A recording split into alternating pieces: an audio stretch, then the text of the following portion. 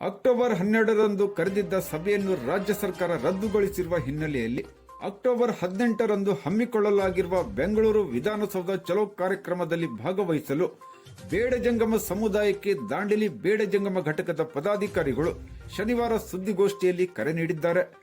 ನಗರದ ವೀರಭದ್ರೇಶ್ವರ ದೇವಸ್ಥಾನದ ಸಭಾಂಗಣದಲ್ಲಿ ಕರೆದಿದ್ದ ಸುದ್ದಿಗೋಷ್ಠಿಯನ್ನು ಉದ್ದೇಶಿಸಿ ಮಾತನಾಡಿದ ಗುರುಮಠಪತಿ, ಕಳೆದ 100ಕ್ಕೂ ಹೆಚ್ಚು ದಿನಗಳಿಂದ ಬೇಡ ಜಂಗಮ ಸಮುದಾಯದ ಬೇಡಿಕೆ ಈಡೇರಿಕೆಗೆ ಆಗ್ರಹಿಸಿ ಬೆಂಗಳೂರಿನ ಫ್ರೀಡಂ ಪಾರ್ಕಿನಲ್ಲಿ ಬೇಡ ಜಂಗಮ ಒಕ್ಕೂಟಗಳ ಅಧ್ಯಕ್ಷ ಬಿಡಿ ಹಿರೇಮಠ್ ಅವರ ನೇತೃತ್ವದಲ್ಲಿ ಪ್ರತಿಭಟನೆ ನಡೆಸಲಾಗುತ್ತಿದೆ.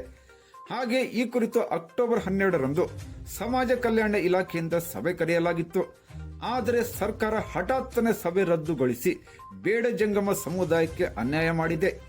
ಈ ಅನ್ಯಾಯವನ್ನು ವಿರೋಧಿಸಿ ಬೇಡ ಜಂಗಮ ಒಕ್ಕೂಟದ ಅಧ್ಯಕ್ಷ ಬಿಡಿ ಹಿರೇಮಠ್ ಅವರು ಕರ್ನಾಟಕದ ಸಮಸ್ತ ಬೇಡ ಜಂಗಮ ಸಮುದಾಯಕ್ಕೆ ಅಕ್ಟೋಬರ್ 18ರಂದು ಮುಂಜಾನೆ 9 ಗಂಟೆಗೆ ಬೆಂಗಳೂರು ವಿಧಾನಸೌಧ ಚಲೋ ಕಾರ್ಯಕ್ರಮದಲ್ಲಿ ಪಾಲ್ಗೊಳ್ಳುವಂತೆ ಆಹ್ವಾನ ನೀಡಿದ್ದಾರೆ.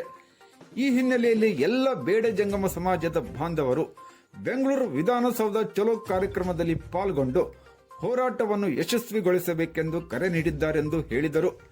ಈ ಸಂದರ್ಭದಲ್ಲಿ ಬೇಡ ಜಂಗಮ ದಾಂಡೇಲಿ ಘಟಕದ ಅಧ್ಯಕ್ಷ ಚೇತನ್ ಕುಮಾರ್ ಮಠ್, ಉಪಾಧ್ಯಕ್ಷ ಚೇತನ್ ಹಂಚಿನಾಳ್ ಮಠ್, ಕಾರ್ಯದರ್ಶಿ ಶಂಕರಯ್ಯ ಹಿರೇಮಠ್, ವೀರಸಂಗಯ್ಯ ಕುಲಕರ್ಣಿ, ಮಹಾಂತೇಶ್ ಜಗತಿಮಠ್, ಜಗದೀಶ್ ಮಠಪತಿ, ಯೋಗೇಶ್ ಆಳಿಮಟ್ಟಿ, ಗುರುಸಿದ್ದಯ್ಯ ಹಿರೇಮಠ್, ಮಹಾದೇವ ಸ್ವಾಮಿ ಸಂಶಿಮಠ್, ಮಲ್ಲಿಕಾರ್ಜುನ್ ಹಿರೇಮಠ್, ಈರಣ್ಣ ಹೊಸಮಠ್ ಇದ್ದರು.